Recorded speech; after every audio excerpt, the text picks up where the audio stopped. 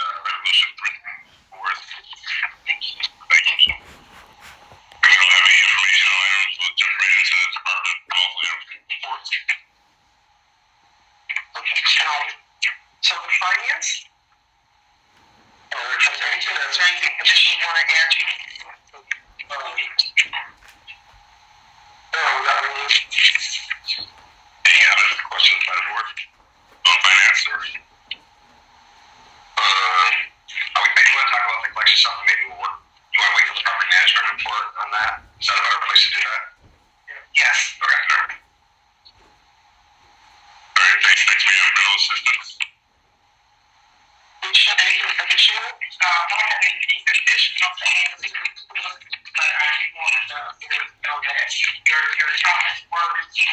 We are doing our due diligence and making sure that we are engaged with our clients. Could you stand up, please? It's easier to hear you. That's okay. That we are engaged with our third-party contractors to ensure that we are getting on task, staying on task with our development plan of meeting our annual recertification goals by we heard, like I said, we heard and see if you have any questions. Any questions? I was going to say again, the plan I feel relatively confident with in our ability to keep above water. I remain concerned about being able to get our head above water. It's a big task. And I don't think we've seen the trajectory pick up enough to get us to that point. So, you said February 24. I'm going to just be patient February 24. But it is a lot of work. And I think this does feel like a situation that an extraordinary intervention may be needed. I mentioned last time about potentially trying to ask for help from NISHA, other organizations. We got to find outside resources to do that, et cetera. But, it's obviously, I know you know this, it's hurting us, it's hurting our residents, it's like killing our reputation. We're on the front line. So as much as you all know it, we feel it monumentally. And it is not something that we take lightly. It is a continued daily task that we go in every day and try to circumvent everything we can and mitigate as much as we can. It is a daunting, overwhelming task. We are cautiously optimistic that we have plans in place that will get us to that point. We do know that it will take more than the staff can do at this point, which is why the decision was made to do the RFP that closed yesterday. That will be a reviewing process where we see how that falls, determining what that looks like. We have other plans in place. We have looked into what you suggested with your history plan. We have some reviewing some questions out, exploratory things of that nature to see. So we are looking at every aspect and every viable opportunity that may be out there that will provide assistance and support for the department to get us to not where we need to be, but to keep us at that point so that we're not, we get there, but we can remain there. And it's an overwhelming goal for everyone. Again, it's the servicing of our participants and our landlords. And, we understand how critical that is. That's what it is. 90 days from now, and so the RFP that just closed yesterday. So when's the selection happen? So it just closed yesterday at 4 p.m. So the selection and committee will be meeting for the next, up until next week. Actually, we do have a cutoff date of 11/21 for, I'm sorry, I'm just saying that's RFP. I would defer to procurement with timelines, because like I said, that it just closed yesterday. And I know that there is a review process that they have to go through. And Ms. Last year can probably speak to those times. I'm sorry,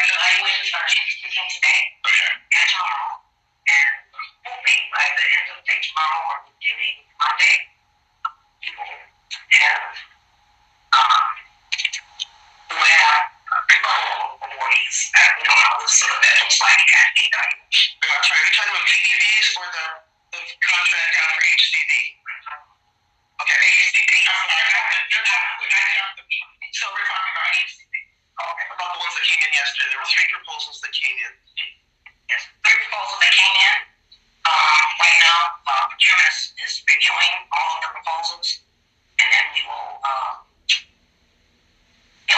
send those out to our evaluation team for them to be evaluated, and that will be next week. And I'm just trying to walk down a path that says if we got to close and there's any ramp up time, bringing the people on, any of that type of stuff, then it sounds like we're down to maybe a little with holidays, 45 days before February to actually do this 2,000 backlog of these things. So no, the HCD contract would need to step in and mitigate going forward. We have a current contractor in place right now. And so with the current contractor, I guess the conversation last month was we got like 600-700 a month or something like that. And so kind of dig it down and say, if we have a current contractor for the backlog, how many did they actually do last? So for the current contractor to meet their goal, they have to do at minimum 450. So the conversation that came from the board meeting last month, and if I understood it, was collected if DHC and Hummingbird did a certain number per month. Could we get ourselves in the clear? And the answer was yes. So for our contractor, their minimum number that they need to hit monthly is 450. They have been short of that number. I can tell you, looking at the numbers this month, they are definitely trending towards meeting those goals, which is my comment I made last month. I see them getting to that number. So as of right now, we're mid-month. They're at 226 completed recertification. By the end of the month, I'm anticipating they will meet that and double that number. So as long as they stay on task and they are meeting their monthly minimum total, we will meet the contract agreement February of 24, which is what they increased the time. Money was not increased, but timeline for work completion was increased. So if they meet, which it looks like they are, and again, we are monitoring, we are meeting weekly. My team, Irene and her team, collectively, we're running reports, we're checking it to ensure that we are staying on task with our goals. Our internal team is still on staff. Yes. So there's a lot of people that you can hear in that department right now. So there's the work that Hunter is doing with our staff, decreasing delinquent recertifications done. There's also, we issued an RFP a couple of months ago, a month or so ago. So we are going through with the project-based voucher award commitments. That's being reviewed by the team now, a selection team, so that we can issue award letters of commitments to developers to include in their December 1 LIHTC applications to MISHA. And then the RFP that just closed, submissions came in yesterday, is for the contract management of the tenant-based voucher program at launch. So all those pieces are dovetailing and moving through the system. So when we're done with the delinquents, will that actually be truly done, or is that just because we call them delinquent when they were like more than a year or something? Or 14 months, right? And so will we continue with that kind of increase capacity until we don't have any delinquents at all? It's not 14 months. It's like we're currently doing this. Are there people that meet that standard? Is that something that we're shooting for? Where it's not like, oh, okay, now ours are only 12 months behind. No. Right. That's a lack of that. So the other part of that is that we have to make sure that we are maintaining our standards for our CMAP compliance. Right. And so in doing that, we have to make sure that we are staying under a certain percentage of delinquents. So the goal is not just to catch this group up and, if we get a little behind, it's okay. No, we want to get current. And stay current, understanding that the support has to come from, either restructuring the team, rebuilding the team. The RFP that came in yesterday, that is the key to ensuring that we get to a solid, playing field, but that we're able to stay there and continue to increase our goals and meet higher metrics. And that's included in this current contract. Or they'll keep going until we're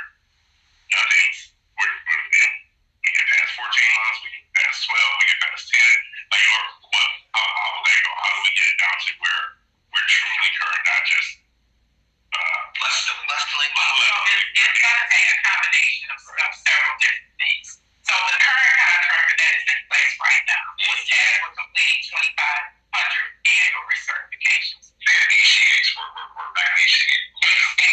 Yes. And so what that is going to do is, yes, it's going to get our delinquents to a point that, one, we are not in any HUD review. It's going to get our percentage down. It's going to increase our CMAP standing. They are not tasked, though, with going forward and keeping the mill going forward. They were only to execute this window of time so that we can get the most delinquents completed and get our CMAP and our PIC scoring good. And that's what's happening. Our PIC score is increasing as the numbers are increasing. So, again, as long as we can keep our contractors fully engaged and meet those metrics, I'm confident that we can meet that goal for February 24th. The plan to continue to stay current and meet other metrics will depend on what happens with this outside contract that came in yesterday. And depending on the outcome of that, will determine the structure that we have to do within our department to get staffing and to build staff and to keep us current. Because that is the key right there. So I'm just trying to make sure that I understand. So because when I hear about the delinquent, so I'm kind of think of a mortgage, right? The actual today is the first. You don't pay late fee until the 16th. And so some people say, oh, I'm never late. I've always been on the 13th. And so is that what we're shooting for? Or are we trying to get to the point where we're actually paying on the first? So my understanding of delinquent is something that's 14 months, is it? Or that's what we call it delinquent? Not when it should have been done before. Well, it's like what's HUD ding a score, right? Right, the threshold. What's the CMAP score? It's the CMAP score getting hurt for those that are over 14. Yeah. So like what I heard is right now, the house is on fire. You gotta like put it out. Right. So we're trying to get the number under 14 down, and that we think we're trying to strive for to February. Right.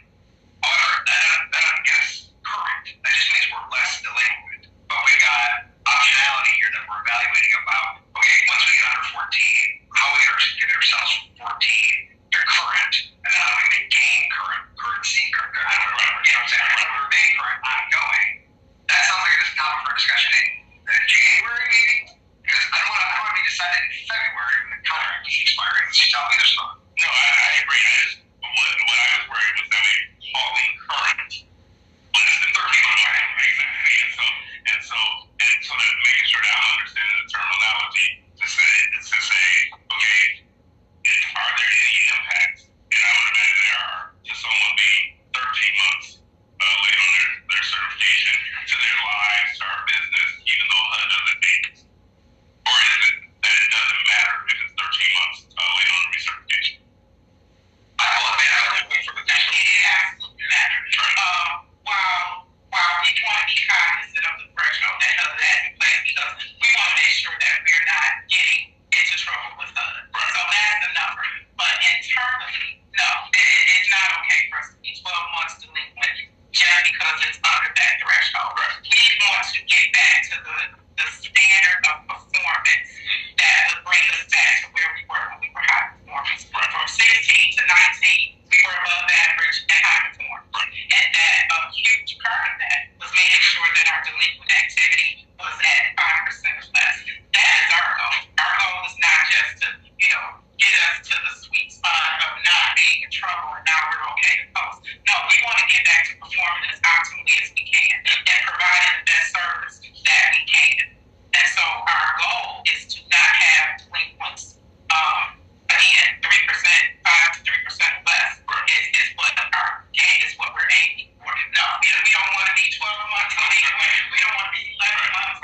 No. Because it's the knock-on effects. It's not really just like the numbers in our CMAP score. It's the knock-on effects of, I think it's very difficult to tell landlords or to have resident expectations. Like, we want you to work with us. We want you to do your job. We're not doing ours, right? Like, that is, like, just because we stay out of trouble, it limits our ability to be effective. Right? Well, that was my expectation. I just wanted to make sure we weren't using terminology that's call current being only 13 months late.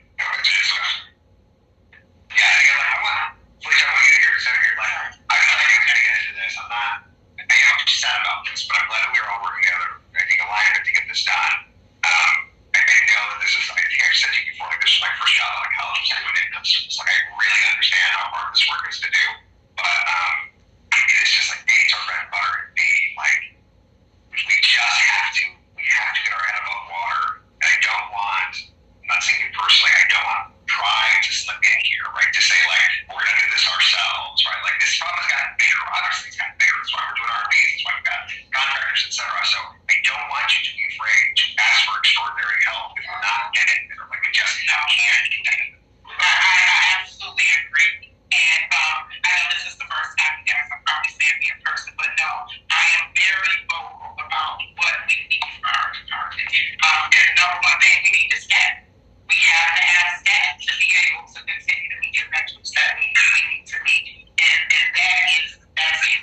So again, we have options that we are exploring to bring that growth into the department because, we know we're all short. And we know what we need to do to get to where we need to be.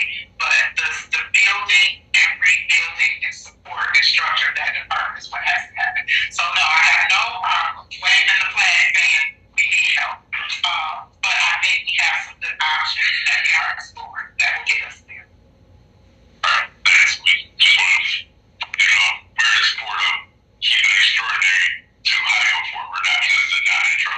Right. Yeah, no, we want our high performer stats. We're going. So, like I said, the overall goal is to rebuild that department with staff. So, however that option is what, and we don't know until, Henry comes back and the executive team. But we have plans in place to get us in our department in this avenue, or this avenue. We have a plan. We have things we're looking at. Like I said, you mentioned the mission. That was something that needs to be, but we have exploratory questions on now to see what we can do with that venue. So we are actively looking and engaged all opportunities. So with the mission exploration, as you always tell me, I think private, and then you have to pull me into HUD.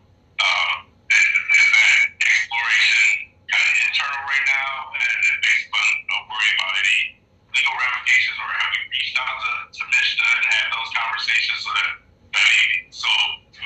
my worry about it just being internal is sometimes we don't hear about other solutions, right? So if we call Mishta and they said, we've already done this with the other people, we know exactly regulation letters in the town.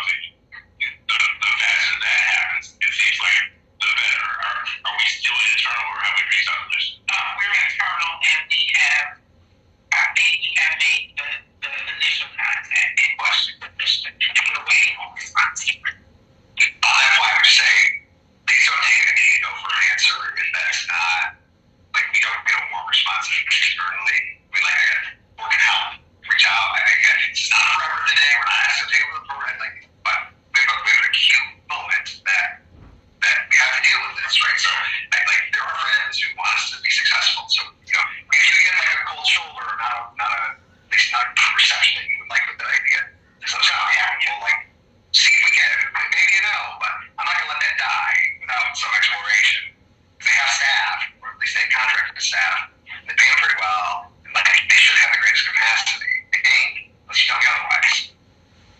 So I do have an anecdote. I was the city of Detroit is doing work around homeless population, one of those solutions. So they've been having 2-hour meetings with service providers, housing providers, people who have lived the experience, talking about it. And so I was on one last week, and I heard a woman describing her experience with getting our adoption. When she applied, all that she took here, her kids were toddlers. When she finally heard that her toddler was 14, and she went through this whole thing. And the whole time, because we're online, I'm going, oh my God, oh my God, oh my God. And then she sort of talked about the problems she was having. And then she said she announced who her voucher was with, administered by. And it wasn't us. So first of all, I gave thanks for that, but it confirmed for me that this is a difficult program to run, and the things that she was announcing were the same things that we were going through, that this other organization is now going through, and I was going, okay, but I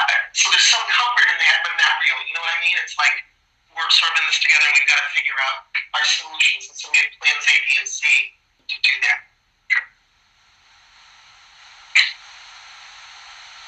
Thanks, Amy. Comments, questions? All right, thanks. Thank you very much. Thank you for the show. The next report is our monthly real estate management report with Anthony Watson. And for those of you who, I just want to make sure I introduced last time, Bridget Wells is the Deputy Director of Real Estate Management, but she was able to come because normally Thursdays is when she has her maintenance technician. So everybody all come meeting about the same work going forward. So she's very hands-on. So I wanted to introduce Bridget and ask if she wants to say a few words to the. I can say words. Okay. Hopefully I'll get you. So I've been here about 2 months now. I can be trying to be fair to ourselves and our team. We are seeing progress. The maintenance techs and building ground staff, site staff. There has been some pressure put on them to perform by Mr. Watson. You may not see that reflect possibly in his month's reports, but things like delinquency, things like lease certification, similar issues. I'm at multiple sites every day. So I do see that. I do meet with the site staff one-on-one every week, each of them. They do need support. They do need somebody to ask assistance of, ask questions of. And then, like I said, I meet with the building and grounds every other week. I'm getting them excited about moving forward. And I'm sure Mr. Watson will talk about some of the other things. But we are seeing progress in waitlists. We are seeing progress in being able to get some supplies that we needed in order to move forward. So it's little things right now, but they are totally up to a bigger picture where I can see it. That is happening now, and that is going to be happening. And I see it in a much different picture in 6 months. I can see the site staff want it. The site staff want it. So we are able to give that to them at this point. And when I say site staff, want it. So we just need to foster that within the department. We need to encourage that. And if they don't want to play the game, there's going to be decisions made. But I'm very impressed with the majority of the site staff. Once Mr. Watson started holding them accountable for things, they're seeing progress. And like I said, I tend to be a pretty positive person as it is, so I may be a little wishful thinking on this, but I do not get a ton of the negative feedback that I would have been expecting for an organization in this situation. That is not feedback that I'm getting. So